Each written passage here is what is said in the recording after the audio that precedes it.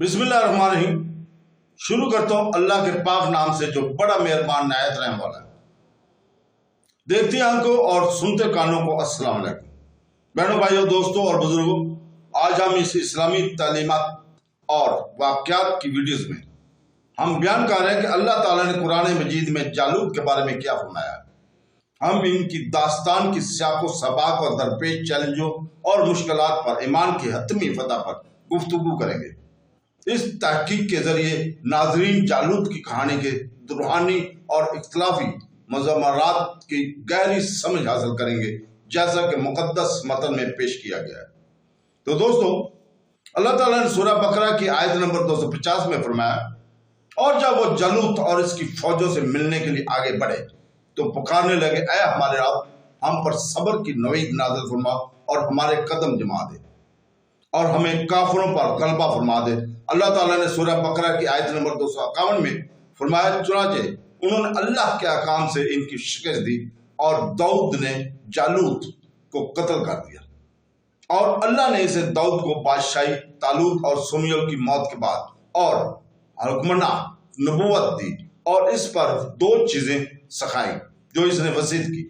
اور اگر اللہ تعالیٰ ایک گروہ کو دوسرے کے ذریعے سے نہ روکتا تو زمین فساد سے بھر جاتی، لیکن اللہ عالموں، انسانوں، جنوں اور تمام موجودات پر فضل سے بھرا ہوا ہے۔ اللہ تعالیٰ نے 252 میں آیت نمبر 252 سورہ بقرہ میں ارشاد فرمایا، یہ اللہ کی یاد ہے، ہم انہیں حق کے ساتھ آپ کو پڑھ کر سناتے ہیں اور آپ یقیناً رسولوں میں سے ہیں۔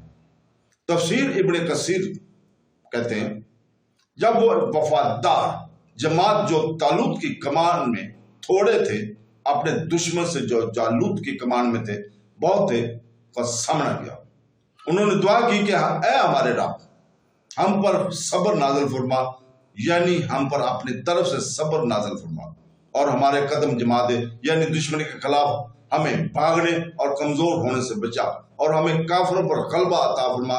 اللہ نے فرمایا، چنانچہ انہوں نے اللہ کے حکم سے ان کی شکست دی، یعنی اللہ کی مدد اور نصرت سے ان کو شکست دی اور مغلوب کر دیا۔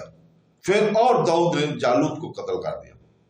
اسرائیلی اکاؤنٹس نے دعویٰ کیا ہے کہ پیغمبر ڈیوڈ نے گولیت کو ایک گلیل سے مار ڈالا جو اس نے گولیت پر چلایا، جس سے اس کی موت ہوگی۔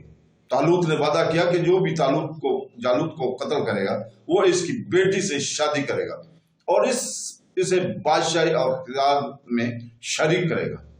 اس نے اپنا وعدہ نبھایا۔ بعد ازاں اللہ کی طرف سے نبوت عطا کر دینے کے وقت علاوہ بادشاہی حضرت داؤد کو منتقل کر دی گئی، تو اللہ تعالیٰ نے فرمایا، اور اللہ نے اسے داؤد کی بادشاہی دی جو طالوت کے پاس تھی اور جو کہ نبوت کے ساتھ آتا ہے، یعنی شمویل کے بعد۔ پھر اللہ نے فرمایا، اور اس کو سکھایا جو اس نے چاہا، یعنی اسے علم میں جسے وہ اس نے چاہا جو اس نے داؤد کو عطا کیا تھا۔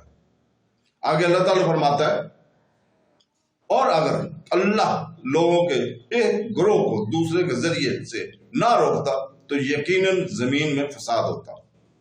یہ آیت اس بات پر دلالت کرتی ہے کہ اگر یہ حقیقت نہ ہوتی کہ اللہ تعالیٰ ایک گروہ کو دوسرے گروہ سے جانچتا ہے، جیسا کہ جب طالوت اور داؤد کی شجاعت نے اپنی اسرائیل کی مدد کی جالوت کے مقابلے میں، تو لوگ ہلاک ہو چکے ہوتے۔ اس طرح اللہ تعالیٰ نے فرمایا، کیونکہ اگر یہ نہ ہوتا کہ اللہ تعالیٰ لوگوں کے ایک گروہ کو دوسرے کے ذریعے سے چیک کرتا ہے، تو خانقاہیں، گرجا گھر، عبادت گاہوں اور مسجدیں جن میں اللہ کا نام مقصد آتا ہے ضرور گرا دیا جاتا۔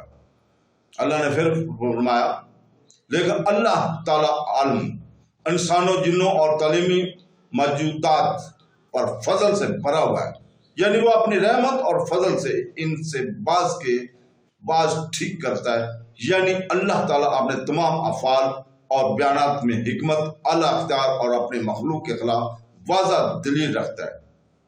اللہ تعالیٰ پھر فرماتا ہے، یہ اللہ کی آیات ہیں، ہم انہیں اے محمد صلی اللہ علیہ وسلم آپ کو حق کے ساتھ پڑھ کر سناتے ہیں اور آپ یقیناً رسولوں میں سے ہیں۔